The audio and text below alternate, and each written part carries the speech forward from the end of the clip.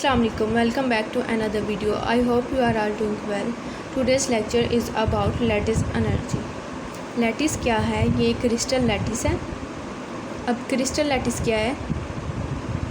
Atoms, ions या molecules की जो अरेंजमेंट होगी वो 3 डायमेंशनली होगी, उसको हम कह रहे हैं crystal lattice. Along x axis, y axis and z axis में एटम्स की या आयंस की या मॉलिक्यूल्स की जो अरेंजमेंट होगी उसको कहते हैं क्रिस्टल लैटिस. अब यहाँ पे है हमारे पास लैटिस एनर्जी. जो लैटिस एनर्जी क्या है? ये एक अमाउंट ऑफ एनर्जी होगी, या तो वो रिलीज़ होगी या रिक्वायर होगी किसी लैटिस को तोड़ने के लिए या फिर किसी लैटिस को बनाने के लिए. लैटिस एनर्जी क्या है?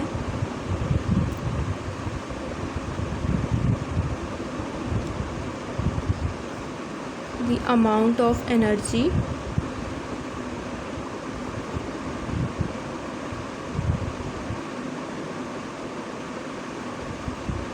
रिलीज्ड.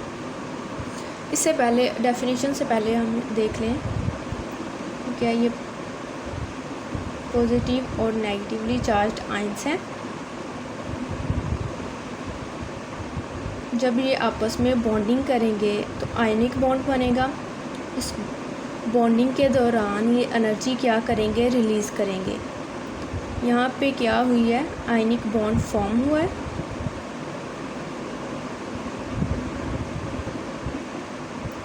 आयनिक बॉन्ड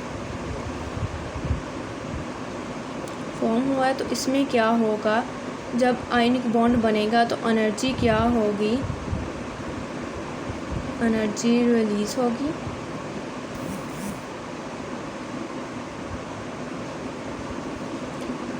और अगर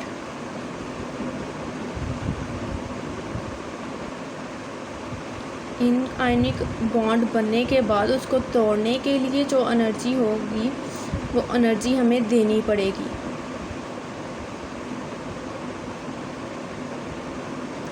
अब ये फॉर्म हो गया है आयनिक कंपाउंड. इसको हमें तोड़ने के लिए जो एनर्जी रिक्वायर होगी, एनर्जी रिक्वायर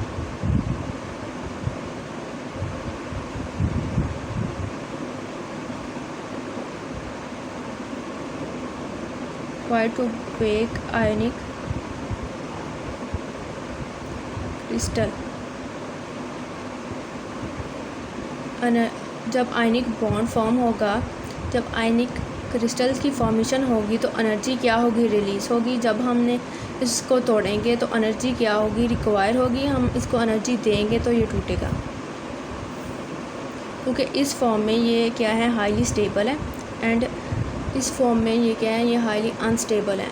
जो चीज़ जितनी ज़्यादा स्टेबल होगी हमें उसको उतनी ही ज़्यादा एनर्जी जो है वो देनी पड़ेगी, एनर्जी रिक्वायर होगी. The amount of energy released. अब रिलीज़ किस में हो रही है? अमाउंट ऑफ एनर्जी रिलीज जब आयनिक बॉन्ड क्या होगा? फॉर्म होगा. The amount of energy released when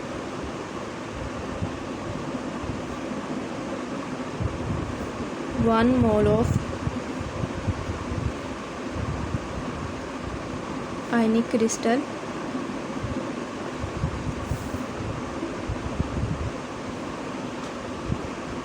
is formed.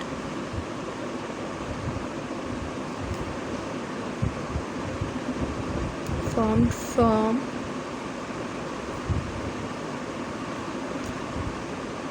the gaseous ions.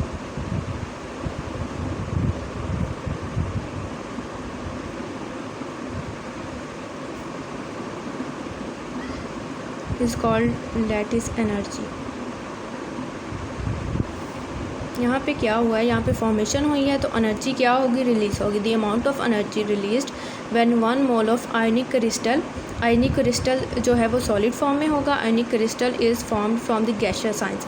इसकी एग्जांपल ऐसे हो सकती है.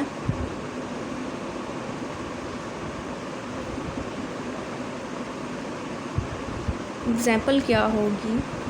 एक सोडियम आयन है और एक क्या है? Chloride ion.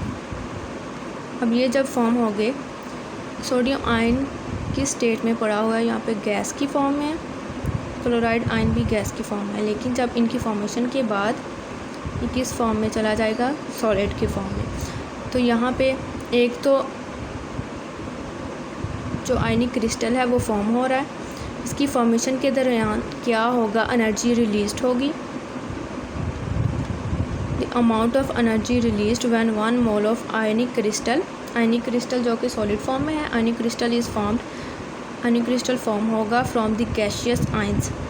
ये जो आयंस है वो गैस फॉर्म है, from the gaseous ions is called lattice energy. और इसकी दूसरी डेफिनेशन क्या हो सकती है, यहाँ पे तो हमने फॉर्मेशन की बात की, यहाँ पे हम ब्रेकिंग की बात करेंगे।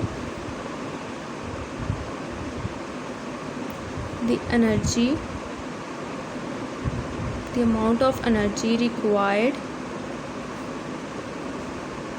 To break 1 mole of solid into isolated ions.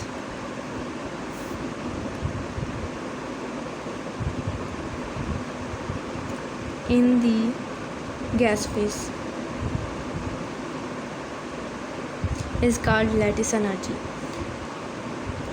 जब किसी चीज़ बॉन्ड को तोड़ने के लिए एनर्जी रिक्वायर होगी, अब इस सोडियम क्लोराइड की ही एग्जांपल हम ले लें, ये क्या है, सॉलिड फॉर्म है। जब ये टूटेगा तो ये सोडियम आयन में कन्वर्ट हो जाएगा एंड क्लोराइड आयन, जो कि गैस फेस में होंगे। The energy is required to break 1 mole of solid. एक मोल जो है हमने सोडियम क्लोराइड का लिया, इसको तोड़ने के लिए एनर्जी क्या है, रिक्वायर है। तो ये किस में कन्वर्ट हो जाएंगी, into the isolated ions. Isolated ions मतलब कि जो आयंस होंगे वो इनके सेपरेट हो जाएंगे। ये है lattice energy in the form when the bond formed and this is in the form when bond break. और ये इसकी एग्जांपल्स हैं। अगर एनर्जी जो है वो रिलीज़ होगी तो इसको हम नेगेटिव, इस वैल्यू के साथ, एनर्जी की वैल्यू के साथ नेगेटिव साइन आएगा। फॉर एग्ज़ाम्पल यहाँ पे क्या है, एनर्जी रिलीज़ हो रही है तो उसको हम शो करेंगे डेल्टा एच से, और एनर्जी कितनी आई है, 787। जो यूनिट यूज़ करेंगे हम वो है किलो जूल पर मोल। यहाँ पे क्या है, एनर्जी रिलीज़ हो रही है तो नेगेटिव साइन आ जाएगा, delta H is equal to 787 kilojoule per mole. और अब इसी तरह यहाँ पे एनर्जी जो है वो रिक्वायर है तो पॉजिटिव साइन आ जाएगा। अब हम क्या कह रहे हैं, लैटिस एनर्जी जो है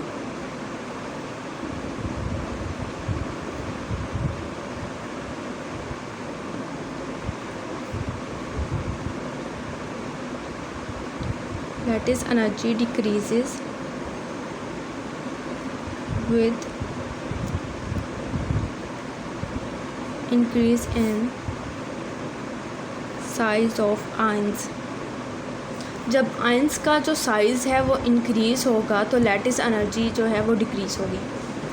फॉर एग्ज़ाम्पल अगर हम देख लें, यहाँ पे क्या है, ये पोटाशियम आयन है और ये सोडियम आयन है। पोटाशियम 19 है, इसका आटोमो शेल में 1 इलेक्ट्रॉन होगा, और यहाँ पे सोडियम है, आटोमो शेल में 1 इलेक्ट्रॉन होगा। इन आउटर जो इनके एक इलेक्ट्रॉन है उसको रिमूव करने के बाद सोडियम पॉजिटिव में एंड पोटाशियम पॉजिटिव में फॉर्म हो जाएगा।